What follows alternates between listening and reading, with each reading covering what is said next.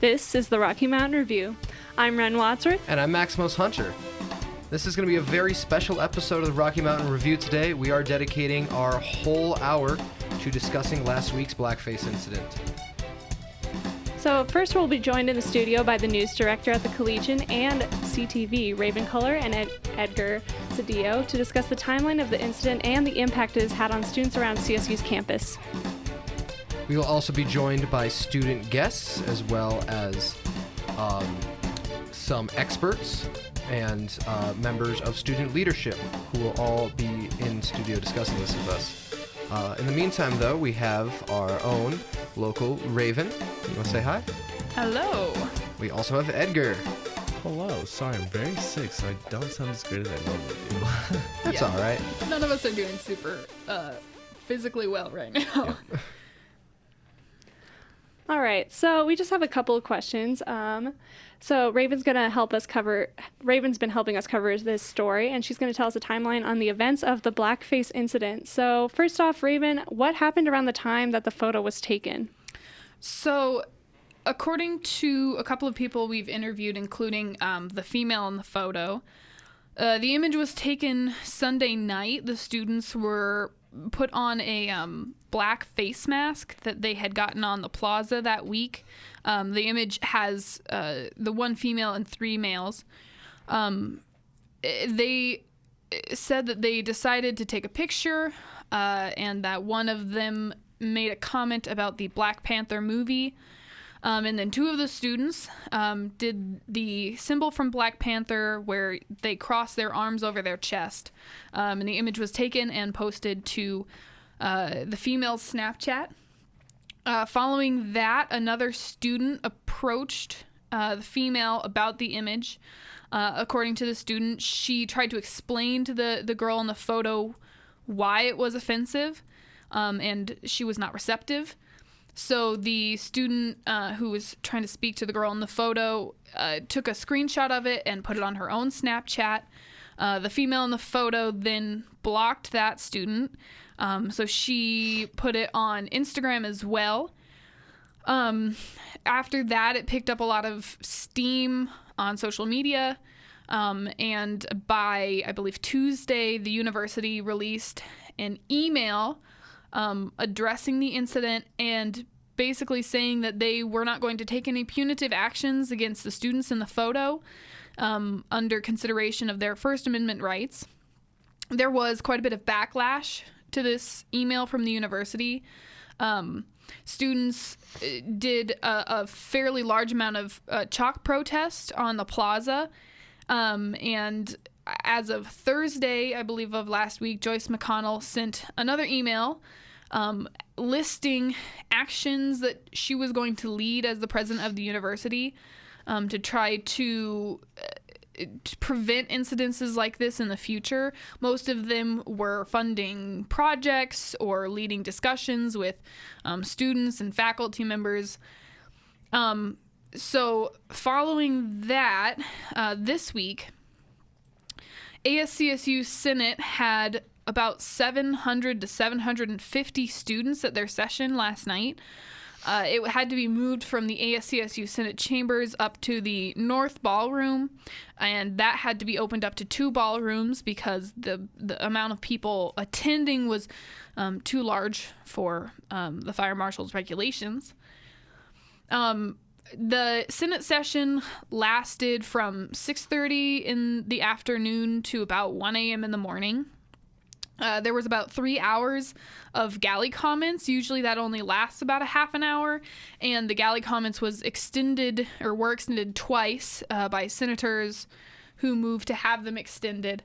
And for those 3 hours, mostly students of color, but some other students stood up to talk about their experiences with racism on campus, how the actions of the university hadn't been helping them feel safe, hadn't been addressing the issues on campus because incidences like these have been happening quite frequently over the last 5 years. And afterwards, the Senate took about a 10-minute recess and came back to vote on two resolutions. The first was basically a formal condemnation of the image by ASCSU. That passed with only one person opposing, and nobody abstained from that vote. Following that, they also passed a resolution which basically asked the university to take accountability for the image, to take action to make an image like this, images with blackface, or there have been images in the past with symbols like the swastika, nooses, to deem these hate speech on campus and take action, and also ask the university to, as the authors of the bill put it, to call it as it is and formally say that it is blackface and it is hate speech. So both of those passed with 30 or more votes in support. And then today, Joyce McConnell's first fall address, there was a silent protest. I don't have all the information on that protest yet. We had a number of reporters from both the Collegian and CTV there with the protesters and there at the event. So there will be full coverage of both her address and the protest coming out tonight in the Collegian. Wonderful. Thank you so much, Raven. Yeah. Thank you so much. Thank you for sharing that with us. We're actually going to take a break, but stay tuned because afterwards, Edgar Cedillo is going to give us a little information about some impacts this has had on students on CSU's campus. So stay tuned for that. Before we take a break, real quick, we'd like to pose a question to our listeners. Listeners, because it's been such a whirlwind of a couple of weeks, we'd like to know if there's anything, any part of this incident that people would like to know more about. If you have questions about the timeline of this incident, you can text us at 970-491-5278. That's 970-491-5278. We will also be asking this question on Facebook at KCSUFM and Twitter at KCSUFM. And we do have a Facebook live stream going, so if you want to comment your questions to that, we will take questions from all of those outlets. Yeah. Thank you again for joining us, Raven. All right, stay tuned for Edgar Cedillo. Rocky Mountain Review. I'm your host, Ren Wadsworth. And I'm Maximus Hunter. And we're joined in studio today by CTV's news director, Edgar Cedillo. Hi, everyone. And Edgar's here today because he's going to explain to us the impact this picture has had on students across CSU's campus. So I suppose just to kick it off, what students were you able to interview? Well, a lot of the students I've been interviewing are students of color just because they are the ones that have been affected the most by this interview. By the interview and the photo as well. And just overall, I've been trying to reach out to all CSU students and stuff like that too. So it's been a lot of emotion based off from these interviews that I've gotten. So what did students have to say about the impact this picture had on them to you, Edgar? I think the resounding thing that students have said is that they've all said they're shocked but not surprised because this isn't the first time this has happened. This is, I think, the fourth in the last 4 years that this has happened. A lot of, especially the seniors that I spoke to, say that this has happened every year.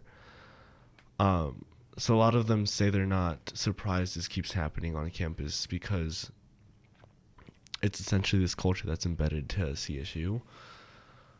And at the same time, they expressed a lot of disappointment because obviously a lot of them and a lot of students aren't happy with how the university and administration and Joyce McConnell has responded to these incidences. And just the way that the tactics that the university is using, because obviously it is very public relation-y, Right. and they're trying to save face and etc. So I think a lot of them are disappointed because of the lack of action that the school has taken. on these students, but at the same time, you know, at the end of the interviews that I got to, I asked them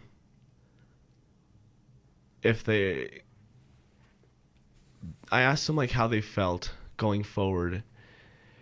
And I think a lot of them still have hope that something will change. I think a lot of them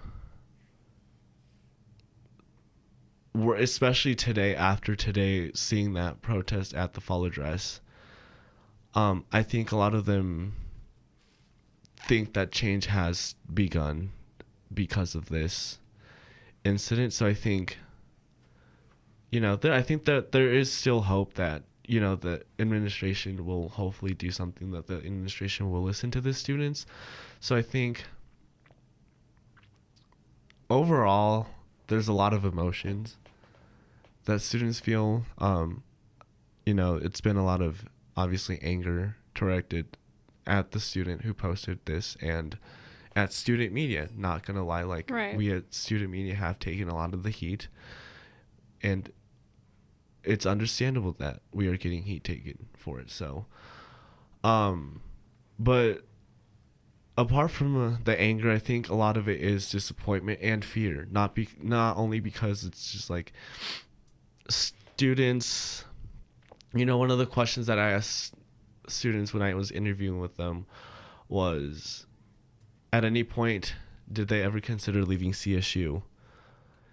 And a lot of them said it crossed their mind,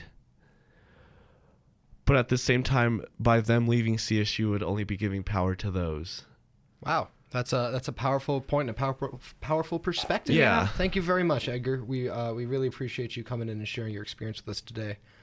We are going to take another quick break, but when we get back, we're going to have some more student perspectives on the air, including the student who originally shared the Snapchat.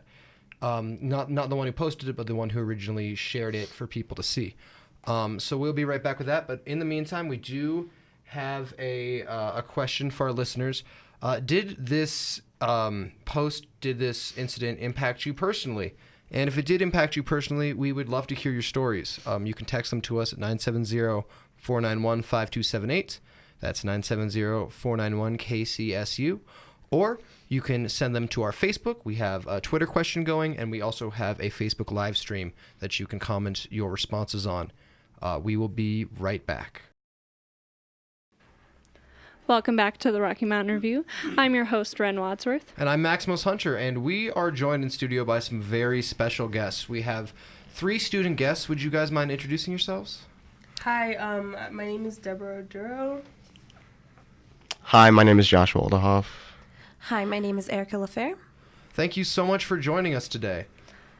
So we got a question over the break from a gentleman named Darren. And Darren asks a question that I think we should have a pretty good time answering in this next segment. The question he asked is, why should we care? And I think we have a lot of people who have a lot of good answers to that here with us. So first, could each of you guys describe your experience or involvement with the Blackface incident on campus? Yeah, so initially what happened was I was doing homework with Josh, and I was on Snapchat, and I came across Leanna's post. So I slid up, talked to her, tried to explain to her why it was wrong to post something like that. She didn't understand, and she told me not to take it so hard because it wasn't a dig. And from that point on, I screenshotted it, and I posted it on my Snapchat. And she blocked me on Snapchat, so I later on posted it on my Instagram. She blocked me on there, and then the issue escalated from there. Thank you so much. Moving down the line, Joshua, what about you? So my experience was basically what she said. I was just doing homework with her, and we were just basically going over some studying like processes, and she posted about it, and as soon as I saw it, I posted about it immediately as well. And I don't know, it just kind of like immediately right after she posted, I posted about it. I actually messaged her, or I almost messaged her. Yeah, we discussed it in our room. And my friends, actually, I posted about it on my story. My friends talked about it with me, and they started posting about it as well. And it just, yeah. Gotcha. Thanks for sharing, Joshua. And Erica, what about you? So I'm not as directly involved as these two. My role is more so the fact that I'm a second-year graduate in the Ethnic Studies department here, or graduate student rather. And so my involvement, not just as a student, but I've been an activist here on campus for the last 3 years. Last year, I was a main organizing member in Students Against White Supremacy, in which we were trying to organize the campus in response to the acts of white supremacy that had happened prior to this incident. And so when I saw that this happened, I also started sharing on social media and organizing the students that I knew in terms of anticipating a response. Gotcha. Thank you very much for sharing. Awesome. And then just going down the line a little bit again, if you all would be willing to describe your background and how this experience kind of influenced your perspective, how it impacted you personally. So if we'll just start on the right side with Josh. So my life has been, I guess, pretty diverse. I've gone to mostly diverse schools, and I've been pretty big for I've been into like social justice in my schools as well, and I just felt like when this happened, I guess I just had almost felt like obligated to get into it. Like throughout high school, I went through like Black Student Alliance, and I went through like different clubs for, I guess, quote unquote minorities, I guess, like just to get more involved and so like when this happened, I just guess I needed to get involved as well. Right. Yeah, and like for me, I'm from Ghana, a place in West Africa, and as a person of color, like a woman of color, I've always experienced like discrimination and racism. So obviously this like got my attention, and I really felt drawn to speak out about these issues because I always do. Right. So I am from a white working class background in a steel borough from Pittsburgh. And so race relations has always been pretty central to my life in terms of racism back on the East Coast looks a little bit different. It's a little bit more in your face. And so I've always been aware of things such as blackface. And then also coming to CSU and being in ethnic studies has offered me a lot of opportunities to deconstruct my own whiteness and the ways in which I participate in white supremacy. And so when this happened, it's very deeply impactful because it's like seeing, my fellow white women still perpetuating the same racism that we have been for centuries. And so like it's really important as a white identified woman to speak out against it. Right. Right on. Thank you for sharing that. And Erica, having been at this campus for a bit longer, you'll definitely have some answers to this. But is this the only racial insensitivity you've noticed at CSU? And if it's not, what else have you noticed? Sure. And so before I answer that question, I think it's also really important to recognize that when we talk about these things, we're not actually talking about insensitivities. We're talking about actual microaggressions. So blackface, racial slurs, swastikas, these are all very harmful things, right? Like an insensitivity in a sense is like maybe hurt feelings, but this is a little bit this is a lot deeper, actually. So in terms of being on campus for a lot longer, I've been present for probably at least 3 instances of swastikas being put on walls. I was here for the at Newsom incident, and also the border wall that was erected by students in the plaza. That was probably actually the first thing that I noticed, and that isn't to say, right, like other things were happening, but the thing that really caught my attention, because the thing with the border wall was that it was meant to really provoke students into quote unquote dialogue, and really what ended up happening is the students who put up the wall were telling undocumented students that they needed to leave and that they didn't come back or they didn't come here the right way, and the students who knew Spanish were actually telling the undocumented students in Spanish that they were dirty, and I thought that was pretty significant because they thought somehow that because they were speaking Spanish they could get away with that, but they couldn't. So yeah. Wow. Yeah. Anything to add? Just like being here on this campus, I noticed there's like extreme disconnect like when I see like the white people here, and it almost makes me uncomfortable just because I don't see anyone on this campus. I mean, I do know some people who like say the N-word sometimes, but like, yeah, that's like pretty much all I've experienced. And then this blackface issue. I haven't really experienced anything besides this huge outcome. I do agree with the whole disconnect thing. Like in class, I've seen people disconnect from like. There's a girl I know who's in my psychology philosophy class who had joined our group, I guess, of a whole table of white kids, and I just joined the group as well from a whole different table, and we were talking for like a good 20 minutes, and as soon as she came over, the whole table just shut down. None of us have talked since. We barely talk at all. All we do is just do work, and that's it. There's no actual connection, and like the topic of disconnection is like really big to me. So yeah. Yeah. Right. Well, thank you all so much for listening. And make sure you stay tuned because after this, we're going to be talking to these same students about how we can move forward from this incident. Yep. And if you listeners have any questions for these students, you can please send us a text at 970-491-5278. That's 970-491-KCSU. Or we have that Facebook live stream going. You can comment on there. We have a Facebook status with these questions as well as Instagram posts. So if you respond, we'll try to get back to you as best we can. We'll be right back.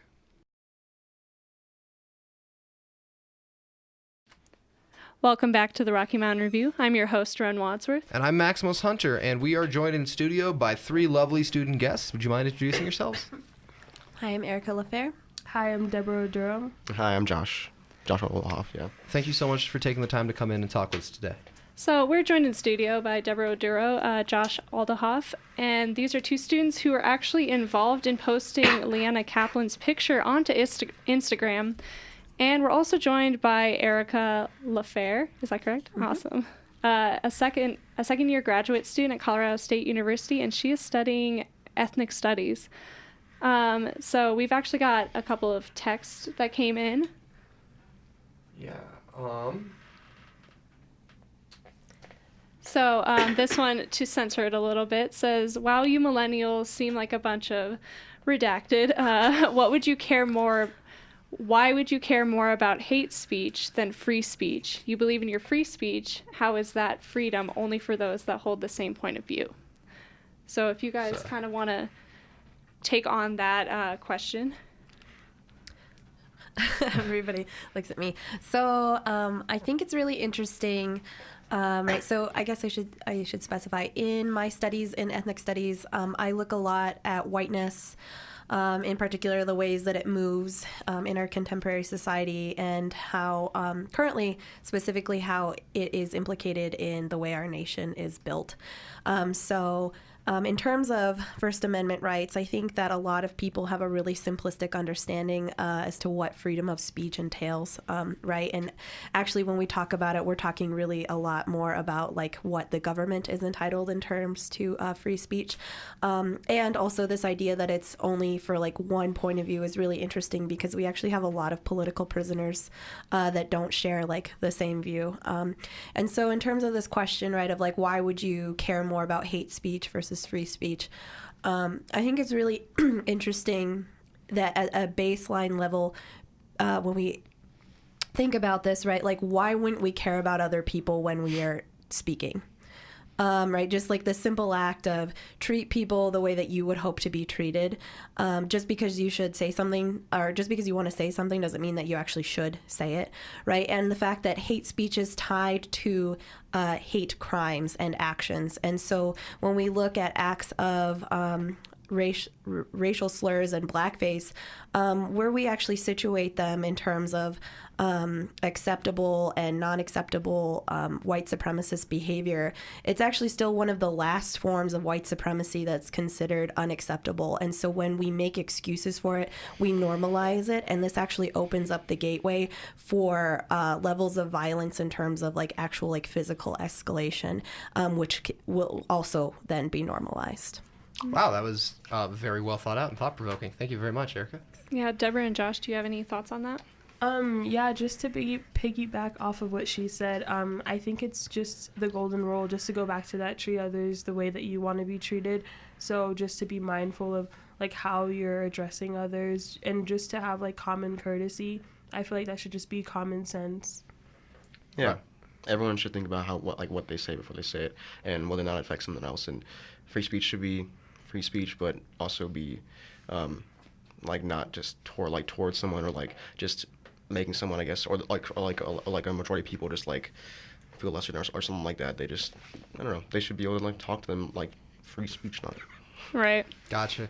So, going forward from this incident, what do you personally think, what actions can we take as a campus, as a student body, to respond to an incident like this better in the future? I think first we should so when the whole incident happened, Joyce McConnell basically sent out an email saying that like she couldn't do anything because they were protected under the First Amendment, and like it wasn't affiliated with the school or anything, even though they go here. And I think since CSU has a history of like these incidents, we should probably start talking about them more instead of like shutting people down and calling others insensitive for wanting to talk about issues that affect people who are marginalized in society. So I think maybe I guess what I'm trying to say is like we should just have a place where people can have conversation and just really acknowledge the issue, whether that be like in classes or like something, like that. Right. I think that what we should do is like be a place where we can all talk. I really think India is like a, I guess with that vote about like the safe space, I guess, where we can all talk as like a whole group on discussions. Some people have like some people think that this whole I guess problem was just not a huge thing. It was just like some blowover thing, and some people think this is actually really huge. I think there should be a place where we can actually like talk about that like without any like fights or or outbursts. We should just be able to like talk normally to each other. I'd love to focus on that point actually, because we're running out of time, but that is something I think we should definitely talk about. Well, since we're all students here, what kind of resources would you like to see available to students of color and people affected by these, and what kind of resources do you think should be available at CSU for students to use to discuss issues like saying racially hurtful things, Right. or incidents like these? So I just wanted to put this in here, right, because this connects to this question in terms of resources. So one, I'm not a student of color, and I don't want to speak for what students of color need, because I don't know that.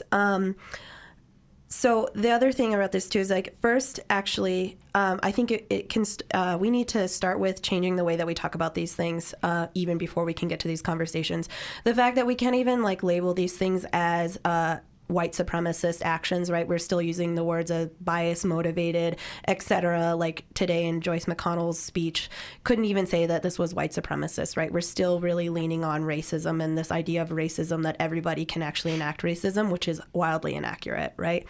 And then the other thing too, in terms of changing these conversations, is that we also have to talk about in terms of freedom of speech, and what we're allowed to say is we're really limited because of source funding. And so until CSU actually looks at the fact that it's getting money from donors that are like supportive of conservative issues, that fund the way that limits our conversations, any conversations that we have around these issues, even as students, is going to be severely limited, because we're going to be told that we have to stay within these safe parameters that don't threaten funding.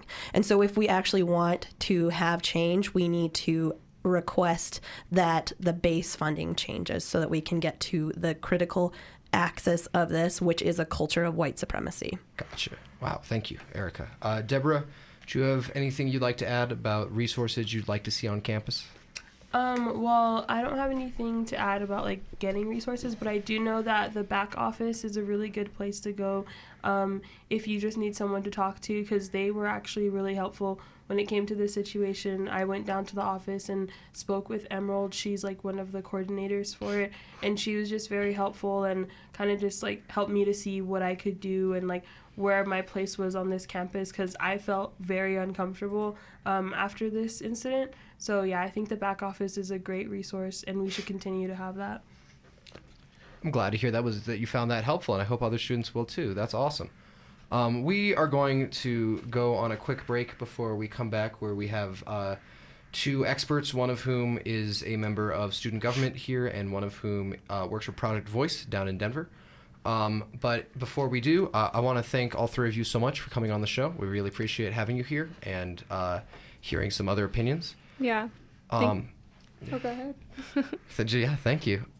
Yeah, thank you guys so much. Your opinions are very respected and very wanted here. So thank you guys for taking the time to come out of your busy days and spend it here and explain to our listeners a little bit more about this situation from different viewpoints. Thank you. Thank you for having us. No problem. We're going to take this break, but we do have another question during the break. What questions do people have about getting involved is our next question. And if you do have questions about getting involved, you can shoot us a text at 970-491-5278. That is 970-491-5278. Or you can comment on our Facebook live stream, leave a comment on our Facebook posts or our Twitter posts at KCSU FM. We will be back. Welcome back to the Rocky Mountain Review. I'm your host, Ren Wadsworth. And I'm Maximus Hunter. We just heard some voices of CSU students giving us their opinion, and now we turn to an outside opinion. Brianna Hill, our guest today, is a graduate of the Ethnic Studies program at CU Boulder, and Brianna has since gone on to become a program assistant for Project Voice, which is an organization based out of Denver, which works with youths from underprivileged or underrepresented communities to develop leadership skills and fight oppression. So we sat down with Bree to ask them their opinion on the events at CSU from an outside perspective. Without any further ado, here's Project Voice's Brianna Hill. All right, Bree, thanks for joining us. Yeah, of course. Hello again, Max. Just to get this started, I'd love to know what's your background? What do you do? So my name is Brianna Hill. My pronouns are they and theirs. I identify as a Black queer, non-binary person of good faith, I think. I'm a recent college grad from the University of Colorado Boulder with a major in ethnic studies, and now I'm currently working for a nonprofit down in Denver called Project Voice that trains, employs, and organizes youth of color to tackle on issues in their communities. That's awesome. Would you be willing to describe what you think institutional racism is? Yeah, of course. So for me, I feel as if institutional racism is a form of racism that is expressed in the practice of social and political institutions. So through healthcare, education, police force, the criminal justice system, or housing, that racism that stops people of color in an institutional setting is institutional racism to me. It creates a caste system based off of ideology and like another person's individual thoughts. Could you go a little deeper into how that institutional structure affects individuals?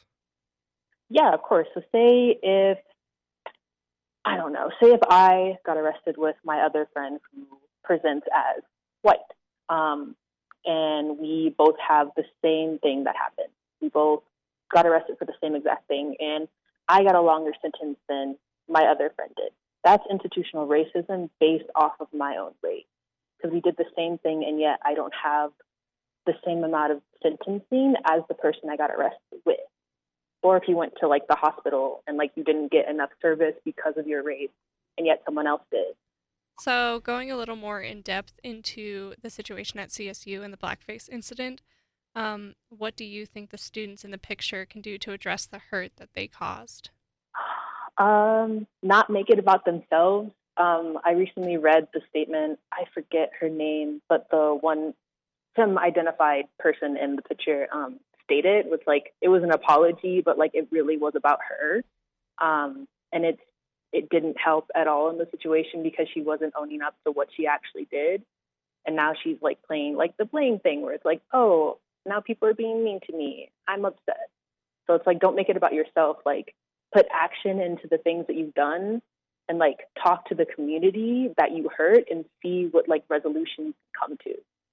I like that because that's very similar to a lot of things we've been hearing people say that these students should do. Do you think that recent incident we had here ties into institutional racism? Absolutely. I feel like students of color get more of a punishment than white students. That's on my own personal experience. like coming out of college, like I've noticed that like I get more kind of the bad rap than like other white students who like do protesting on campus. Like that's my experience. So I feel like institutional racism definitely plays into that because like clearly CSU isn't doing as much as it should be doing for its students of color, for its Black students. And that's probably because these students were white in the picture. Right. Yeah. Would you mind giving us an example of a time you felt like you experienced that in your own experience? Yeah. So while I was at CU Boulder, I was an activist on campus, and so I did a lot of things on campus, like protesting or demonstrations and stuff like that. And there was this one event where I got my student group and a couple of other student groups to chalk the sidewalks in protest of Donald Trump's presidency. And we chalked like all of campus, like from the football stadium to like our planetarium. Like it's a large campus, and like we chalked everything. And then the morning, like come that, like everything has been washed away. Like all of our stuff was washed away. Like they didn't leave a single trace of all of our chalk drawings. And then 2 weeks from then, the white fraternities and sororities started chalking for their like recruitment process. And they did it like there are rules that you have to do for chalking where it's like you can't chalk like 2 feet in front of a building, you can't chalk diagonally, like stuff Right. like that. But their stuff like stayed for months. That's fascinating because the exact same thing Right. happened here, actually, and that kind of made some news, is that we had students chalking in the common areas, and that chalking got erased, while other chalking was not erased, and even though it's against our school's policy to erase student chalking. Hmm. Especially on our Lori Student Center Plaza, which has been famously known as a free speech zone. Oh, yeah. The CU Boulder has the fountains where it's like a free speech zone, but like, what exactly is free speech for who? What do you think, as a campus, we could do as an organization to better address incidents like this in the future? That's a really big question. I feel like for me, like as I was a student, I actually want my university to listen to what I and other students have to say. I saw recently on my friend's Instagram post that like I think she was a dean or something. She was at the meeting, but she was on her phone. She wasn't clearly engaged. She wasn't like listening, and then she left for part of the meeting, but then came back. I feel like in that situation, like you need to listen to what your students have to say, and if not, then you don't deserve to like work at a university. Like you should put your students first instead of anything else. Since you have a little bit of outsider insight, do you personally think that CSU is generally more tolerant of racism than other universities? Maybe. I feel like any like predominantly white institution is more tolerant that like to racism than anything else. That can go for literally every institution. Now that I'm thinking about it, every institution has institutional racism, so they're going to be tolerant of racism regardless. I feel like in my case, since I was at CU Boulder, I didn't hear that much from CSU. I heard a lot from CU Boulder though, so I'm not entirely sure how to answer that because of my perspective, like at CU and like getting it firsthand, like from myself and from other people, where it's like, oh, this racism thing just happened like 5 times in a week. Yeah. So do you think that this might not be a CSU specific problem, but more a problem that many colleges and universities are facing nowadays? Absolutely. I feel like I see a lot of news posts where it's like, these students did this racism happened on this institution. And then nothing happens after that. Like there's no headlines after that. Right. Like we just kind of leave our institutions in the dark to just like forget about it and sweep it underneath the rug instead of like blatantly like bringing it out to the front and like discussing it. So do you think that that's indicative of a culture more accepting of racism, or of a culture that's trying harder to root out racism and it being fought against? Both. I feel like in some cases, like it has happened on both sides. Or do you think that it's more just because it's an uncomfortable topic that students don't want to talk about? Yeah, I mean, I feel like no one wants to talk about racism unless it's actually happening to them. And that's a really sad truth of America, where like the people who are talking about racism is like the people who are being targeted by racism. And I think that's something we need to change because like racism isn't going to go away unless we have a conversation about it. Right.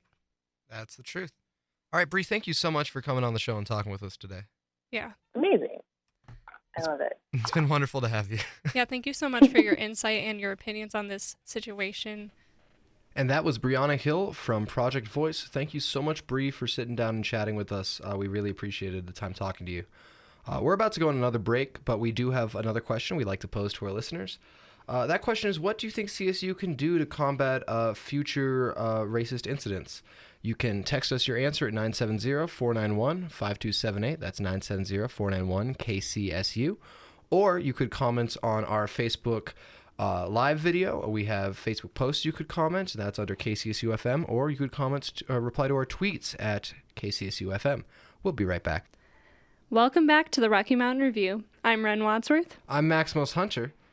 And we're joined in studio by the Collegian's news director, Raven Culler. Hello, hello. Hey, Raven. So during the break, we did receive a question from a listener asking us what other incidents have happened on campus besides last week's blackface posting. And Raven, you know a little bit about that, so would you mind giving us some details on some of the history of racist incidents at CSU? Sure. So I've been doing some fairly extensive research over the last week or so into kind of the incidences that have been happening on campus within the last 5-ish years.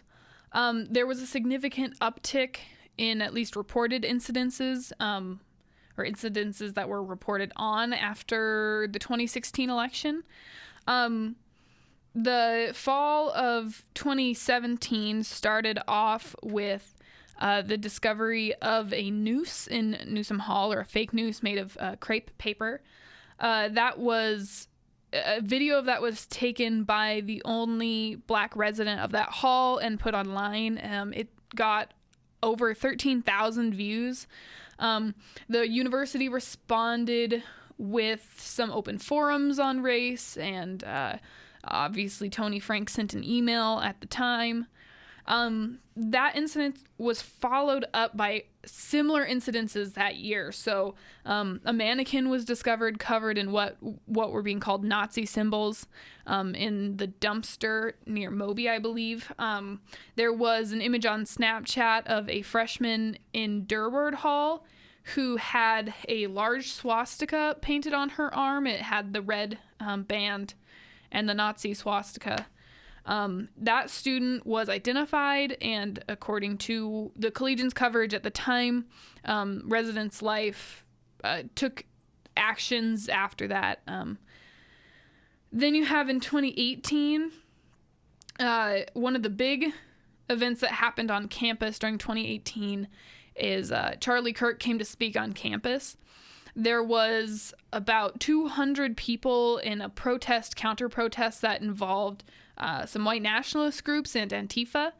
That protest was relatively calm. There are some reports of some pockets of violence, but for the most part, it was fairly calm. There have been things like white supremacist flyers found in Clark, or posted near or in Clark. And then we, of course, have the incident in 2018 in which 2 Native American students joined their tour of the campus late, and a parent who was also on the tour called the campus police, saying that the students seemed suspicious based on how they looked and dressed. So the tricky thing is we've had recently reports of other incidences that have happened during these time periods. We've been told about them that were just not reported, just weren't communicated to the campus community. But over the last couple of years, there have been a number of incidences largely involving symbols that are discriminatory or derogatory towards different groups, and the term that the university often uses to describe them are either racial or bias motivated incidences. Basically, that means that whatever it is it falls under the purview of threatening or trying to intimidate others based on their race, their religion, their gender, So there have been quite a few incidences within the last 5 years that fall under that purview. And all of them have been responded to by the university in fairly similar ways. Most of them get an email from the president. Of course, for all of those incidences, that president was Dr. Tony Frank. And then a lot of them were followed up by some sort of discussion on whatever happened. Some of them were open forums. Some of them were closed-door meetings. Some of them were responses in ASCSU.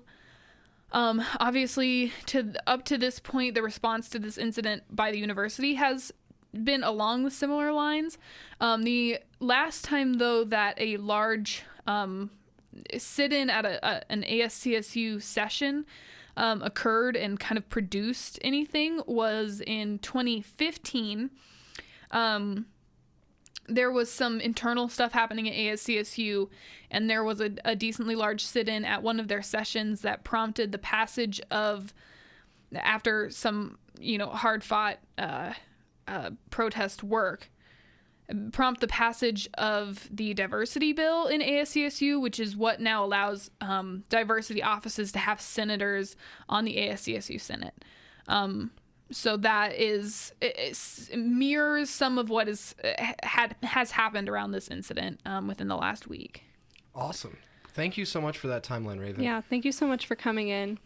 That's going to conclude our show today, but we are really glad that we've had everyone in here talking about this incident happened last week and bringing attention to the fact that this may not be a new occurrence on CSU's campus, right, and some things we could do to change and improve, and just lots of powerful things to think about.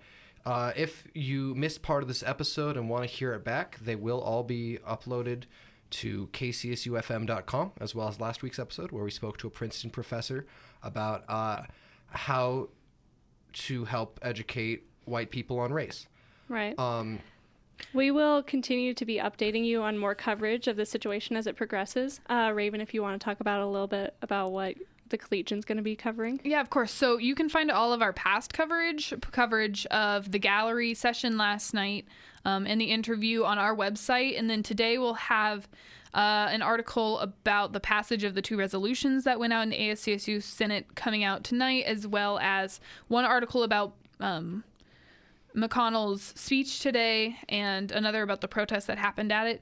I also know that CTV will be posting the full raw footage of the gallery session, and I believe the session during which the resolutions were passed last night. That may take them a couple of days just because the gallery session itself was 3 hours, right, and that's a lot of footage to deal with. But I know that all of that is going to be going up in its entirety. I believe CTV also has some raw footage of interviews with students also going up very soon. Right. I think CTV is continuing their story on the impact this has had on students tonight. And also next Tuesday, we're going to be interviewing Haneen Badri on our show, so stay tuned for that because this will just be a continuation of our story.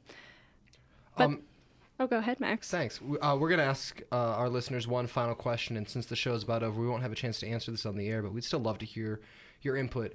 And that question, and I think that's the big question that we can take away from all of this, is what can CSU do to be better next time, or to prevent there from being a next time? Right. We'd really love to hear your thoughts on that. And I know we're going to be thinking about that as well. But it is the end of our show. And as per tradition, we can't end our show without giving a couple thanks to everybody who was on our show and everybody who helped our show be what it is. Well, we've got to thank Damien Castile, first of all, because he is the one who wrote the song that is going to be playing in 3, 2, 1. Thank you, Damien. Ooh. There it goes. There it goes. But we have a lot of thanks to get through today because we've had a lot of very special guests. So I want to just trade them off. First of all, let's thank Erica LaFair.